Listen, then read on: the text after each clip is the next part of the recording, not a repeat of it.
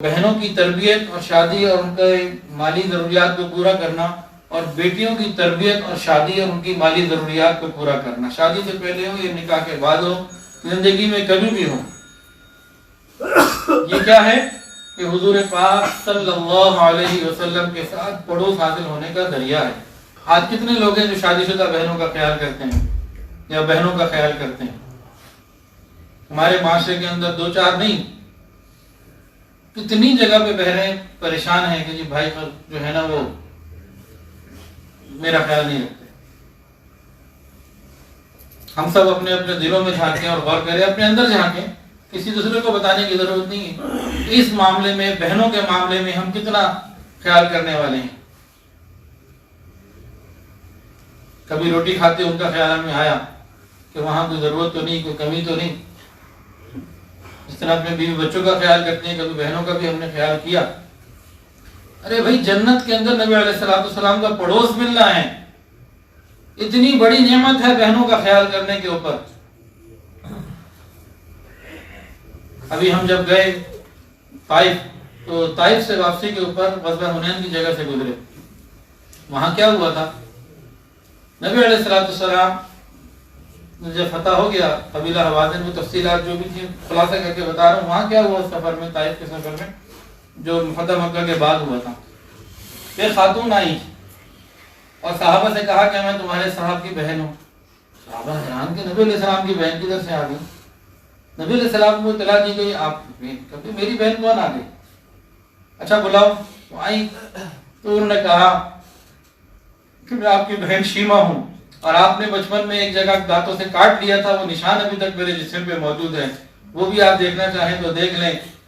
اور میں حلیمہ کی بیٹی ہوں، جہاں آپ نے کچھ وقت زندگی کا ابتدائی گزارا تھا۔ جب ساری تحقیق ہو گئی، معلوم ہو گیا کہ نبی علیہ السلام کی بہن ہے، تو نبی علیہ السلام نے اپنی مبارک چادر پکڑی، بچھائی اور اپنی بہن کو اس میں بٹھایا۔ بھائیوں کو بتا دیا کہ بہنوں کا اکرام کیا ہوتا ہے۔ پھر ان کو بہت ساری چیزیں دی، تحفے دیے، اور ان کو عزت کے ساتھ اور پروٹوکول کے ساتھ رخصت کی۔ تو ہم میں سے کون اپنی بہنوں کا خیال نہیں کرتا؟ تو اس پہ توبہ طائب ہو۔ اگر رسول اللہ صلی اللہ علیہ وسلم کا پڑوس چاہیے تو اس پر آنا ہو۔ دو باتیں تھی نا اس حدیث میں، ایک بہن اور ایک بیٹی۔ بہن کا اس لیے میں نے زیادہ ذکر کر دیا کہ اس کو ہم نے اگنور کیا ہوا ہے۔ بیٹیوں کا خیال پھر بھی ماں باپ کر ہی لیتے ہیں، بیٹیوں کا خیال پھر بھی کر لیتے ہیں، لیکن بہن اور بیٹی دونوں ہی کا ذکر ہے۔ تو جن کو اللہ نے بیٹیاں دی ہیں، ارے جنت میں نبی علیہ السلام کی معیت ہے، جنت میں رسول اللہ صلی اللہ علیہ وسلم کی معیت، بیٹیوں کی تربیت، ان کی نگرانی میں اور بہت ساری چیزیں آتی ہیں۔ جیسے آج کل والدین بھیج دیتے ہیں کالج یونیورسٹیز کے ٹرپ جا رہا ہے جی، اور وہاں کیا کچھ بے حیائی نہیں ہوتی، کون بتائے؟ تو ان کی صحیح تربیت، اچھی تربیت، اخلاق کی نگرانی، کردار کی نگرانی، ساری چیزوں کے ساتھ ان کے جائز طریقے سے جو ہے ان کی ضروریات کو پورا کرتے رہنا، اور ان کی شادیاں کر دینا، شادی کے بعد بھی ان کا خیال رکھنا جہاں جس کو ضرورت ہو۔ ہر ایک کے حالات اپنے ہیں، تو جنرل ایک بات بتائی گئی ہے، تو ان کی خیال رکھتے رہنا۔ یہ کیا ہے کہ حضور پاک صلی اللہ علیہ وسلم کے ساتھ ایسے جنت میں کیا کرنا ہے؟ بہنوں کا خیال رکھیں گے جی، بہنوں کا خیال، اور بیٹیوں کا بھی۔ بیٹیوں کا تو عام طور پر سبھی رکھتے ہیں، لیکن اچھا اس میں کیا ہے کہ بعض لوگ بیٹی پیدا ہونے سے پریشان ہو جاتے ہیں، چہرے کے حال سیاہ پڑ جاتے ہیں کہ یہ کیا ہوگا۔ ارے بھائی، جنت کا نبی علیہ السلام میں کے ساتھ جنت کا پڑوس مل رہا ہے، تو بیٹیاں نعمت ہیں اللہ کی، رحمت ہے اللہ کی، اور بہنیں ان کا بھی خیال کرنے کے لیے۔ ہمارے معاشرے میں یہ کمیاں ہیں، اللہ ہمیں صحیح سمجھ عطا فرمائے۔ اور ایک معاشرے کے اندر ایک اور بہت بڑی کمی ہے، ہم میں سے مجھے ملاتے ہوئے نا، ہم سب اپنے ارد گرد ذرا رشتہ داروں میں دیکھیں، تقریباً ہر آدمی کو اپنے قریبی رشتہ داروں میں کوئی نہ کوئی یتیم ضرور ملے، اور وہ رول رہا ہوگا اور وہ پریشان ہو رہا ہوگا، زکوٰۃ خیرات اور تکلیف سے وقت گزار رہا ہوگا۔ اگر آپ لوگ، میں اور ہم سب اس کو چیک کریں کہ میرے قریبی رشتہ داروں میں اور یا میرے قریبی جاننے والوں میں کتنے یتیم ہیں جن کا میں نے آج تک کبھی خیال نہیں کیا، ہم سب کو نظر آئیں گے، ہم سب کو نظر آئیں گے۔ اس پہ غور تو کریں کبھی، ہم نے اس پہ بھی کبھی غور شاید نہ کیا۔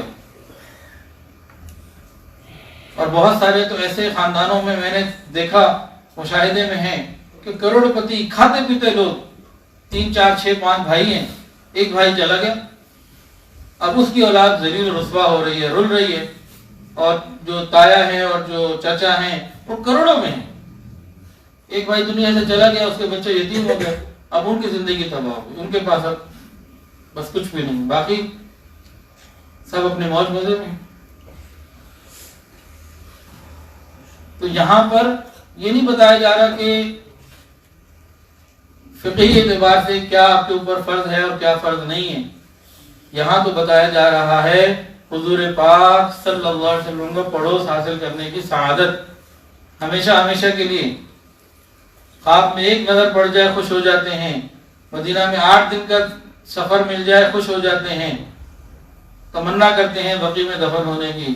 یہ سب نعمتیں بڑی ہونے کے باوجود محدود ہیں، ختم ہو جاتا ہے، وقت گزر ہی جاتا ہے۔ جنت کا جو پڑوس ملے گا وہ ہمیشہ ہمیشہ کے لیے ہوگا۔ 100 کھرب سال بھی چھوٹے ہیں اور وہ وقت زیادہ بڑا ہے، ختم نہ ہونے والا ہے۔ تو پھر ہم کیا کریں؟ ہم ذرا اپنے ارد گرد اپنے قریبی لوگوں میں ذرا تلاش تو کریں، پھر اجنبی لوگوں بھی کر سکتے ہیں۔ تو یتیم کی کفالت کرنا، خیال کرنا، ہم سب اگر اس پہ غور کریں نا، اور اپنے کاغذ پینسل لے کے ذرا رشتہ داروں میں، ملنے والوں میں تھوڑا سا کوشش کر لیں، آپ کو ایک نہیں کئی نظر آئیں گے جو آپ کی تھوڑی سی مدد سے ان کا دل خوش ہو جائے گا۔ بھئی آپ کے پاس اللہ نے دیا ہے تو اس کو زیادہ دے دیں، آپ کے پاس کچھ نہیں ہے، سر پہ محبت کا ہاتھ تو رکھ سکتے ہیں، اس پہ تو پیسہ نہیں خرچ ہو رہا، کچھ نہیں کر سکتے، مہینے میں 2 روٹیاں تو پہنچا سکتے ہیں۔ اور حدیث کے اندر آتا ہے جو یتیم کے اوپر محبت سے شفقت کا ہاتھ رکھے گا، اس کے ہاتھ کے نیچے جتنے بال آئیں گے اتنی نیکیاں اللہ دے دیں گے۔ ایک کھجور لے جائیں، دودھ کا ایک پیالہ لے جائیں، جاتے ہوئے فروٹ 1 درجن کیلے لے جائیں۔ بھئی وسائل اگر نہیں ہے تو یہ تو نہیں حدیث میں آیا نا کہ جی سارا ہی کام کرو، بھئی کچھ تو کرو، آگے تو بڑھو، کسی کو اطلاع کر دو کہ بھئی یہاں ضرورت ہے، ذرا کچھ کرو، تو اس کی بھی ہم فکر کرنے والے۔ حضور پاک صلی اللہ علیہ وسلم کے پڑوس کے لیے کچھ کرنا ہوگا۔ میں آپ کو دور کی بات نہیں کر رہا، جی آپ فلاں جگہ جائیں، ادھر جا کے جناب 100 کلومیٹر یا 1000 کلومیٹر دور جا کے تحقیق کریں، اپنے ہی قریبی لوگوں میں، آپ ہی کے جاننے والوں میں، اپنے ہی سرکل میں آنکھیں بند کر کے رات کو سوچے نا، آپ کو کئی نظر آ جائیں گے، اکثر لوگوں کو مل جائیں گے۔ ہم تھوڑا ان کا خیال کرنا شروع کریں، ان پہ احسان نہیں جتانا اس اعتبار سے کہ مجھے جنت میں نبی علیہ الصلوۃ والسلام کا پڑوس مل جائے گا اور میرا معاملہ آسان ہو جائے گا۔ تو جنہوں نے ہاتھ کھڑے کیے تھے نا کہ چاہتے ہیں رسول اللہ صلی اللہ علیہ وسلم کا پڑوس، اب ان باتوں کے اوپر جو خود نبی علیہ السلام نے بتائی ہیں، یہ ساری احادیث میں نے پڑھ کے سنائی ہیں، اس پر ہمیں آنا ہوگا، پھر انشاءاللہ ہمیشہ ہمیشہ کا پڑوس ملے انشاءاللہ۔ ایک آخری واقعہ عرض کر کے بات کو مکمل کرتا ہوں، وقت مکمل ہو ہی گیا ہے۔ جناب رسول اللہ صلی اللہ علیہ وسلم ایک مرتبہ عید کا دن تھا، عید کی نماز کے لیے عیدگاہ کی طرف تشریف لے جا رہے ہیں۔ راستے میں گلی میں کسی راستے میں چند بچے تھے، وہ نبی علیہ الصلوۃ والسلام کی طرف آئے اور نبی علیہ الصلوۃ والسلام نے ان کو سلام کیا اور آپس میں خیر خیریت ہوئی۔ اور ایک بچے کو دیکھا نبی علیہ الصلوۃ والسلام نے کہ سائڈ پہ کہیں بیٹھا ہوا ہے، چہرہ غمگین ہے، ان بچوں کے ساتھ کھیل نہیں رہا۔ حضور پاک صلی اللہ علیہ وسلم کی شان ایسی تھی کہ کسی کو غمگین دیکھ کر آگے نہیں بڑھ سکتے۔ اس سے پوچھا کیا بات ہے؟ کہنے لگا یا رسول اللہ میں یتیم ہوں، میرا باپ نہیں ہے جو میرے لیے کوئی کپڑے لے آتا، اور گھر میں بھی کچھ نہیں ہے، میں یہاں بیٹھا اپنے باپ کو یاد کر رہا ہوں۔ نبی علیہ الصلوۃ والسلام عید کی نماز پڑھانے جا رہے تھے، وہیں رک گئے، اس بچے کو لیا، اپنے گھر آئے، ام المومنین کو کہا، غالباً عائشہ صدیقہ رضی اللہ تعالی عنہا، کہ اس کو تیار کرو، نہلاؤ۔ پھر نوازوں میں سے کسی ایک کے اس کو جوڑا پہنایا گیا کہ وہ بالکل تیار ہو گیا جیسے کہ عید کے لیے اس زمانے میں تیار کیا جاتا ہوگا۔ جیسے خوشبو لگا دی ہے، نہلا دیا، کپڑے صاف ستھرے پہن لیے. تب نبی علیہ السلام نے اس سے فرمایا تو اپنے باپ کے ساتھ کس طرح جاتا؟ کہا یا رسول اللہ میں تو ان کے کندھوں پہ سوار ہو کے جاتا. نبی علیہ السلام نے اس بچے کو اپنے کندھے پہ سوار کر لیا اور اس سے پوچھا کیا تو اس بات پہ راضی ہے کہ عائشہ تیری ماں ہو اور محمد تیرا باپ ہو؟ اس بچے کو اس شان سے لے کے چلے کہ آپ کے کندھوں پہ وہ سوار ہے. نبی علیہ السلام عیدگاہ کی طرف جا رہے، راستے میں وہیں سے گزرے جہاں وہ بچے کھیل رہے تھے. انہوں نے دیکھا ماحول بدلا ہوا ہے، وہ بچہ جو ہمارے ارد گرد کہیں غریب اور پریشان بیٹھا تھا اس کو نبی علیہ السلام کے کندھوں پہ سوار ہو کر آ رہا ہے. اب بچوں نے اس بچے سے پوچھا